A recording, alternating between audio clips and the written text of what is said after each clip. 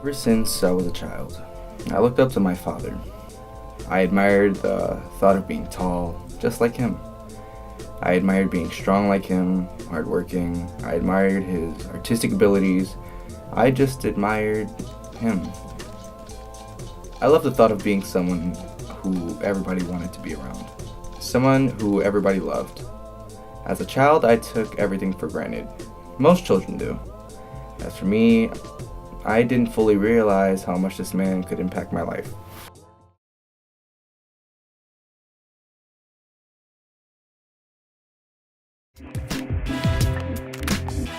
At age 9, my dad was incarcerated. As a result, my family and I have experienced hardship in our lives. Anything from homelessness, poverty, abuse, and exponential decline in grades. It wasn't the best feeling, sleeping in other people's homes. Always wondering where you're going to sleep for the night, what you're going to eat for that day, if you can eat. My mother was broken after my dad was gone. On the weekends, we usually just sat in the shelter and did nothing. I knew he was leaving, but I didn't know he'd be going to prison. My mom told me that he was just going to go work.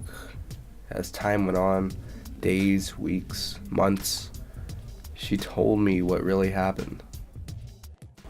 I felt despair. I felt lost. I was afraid. I felt despair for the children.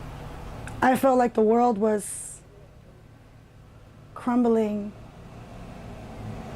beneath me. The ground was ripped from beneath me. We were crying so much that he put these sunglasses on me because I'm so pale and see-through that when I cry my face gets red and swollen.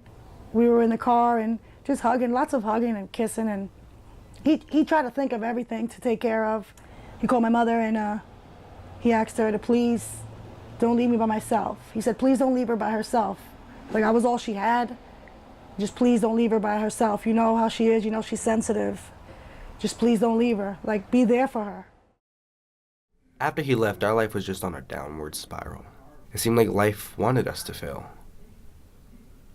They would slip appointments under my door for the following day. So therefore, I can give my boss no notice, therefore jeopardizing my job. When I brought it to their attention, they told me my boss has to be more understanding, which is unrealistic. So it was just right before Christmas time, and I had nowhere for you guys to open up your gifts, and I had no family that would take us in. So I rented my last, I believe it was $136. It was $100 and some odd dollars, my last money after purchasing the gifts, and I got us a hotel room. The hotel was in a hotel that I would never even bring you guys to the parking lot area of. I guess I tried to bring some normalcy to the situation. We mainly only talked over the phone. I hated the shelter. I hated sleeping on someone else's couch. Everything that was happening. I hated sleeping on the floor. And I told him all that. I told him everything. And all he could say was, I'm sorry. Being treated like just we're not human beings kind of destroyed us all emotionally. I saw a level of depression in each one of my children, down to the 4-year-old, the 5-year-old. My oldest child now has a habit of picking her face. My middle child kind of stays alone to himself, doesn't share any feelings or anything with anybody, just kind of saturates in his own emotion. We lived out of our trunk. Anywhere we were gonna stay, I organized the clothes in the trunk. Like the socks were hanging off of a certain bag, so on and so forth. The underclothes, and everybody had their stack of clothes. So we were getting our clothes out of the car, bringing it to my relative's house.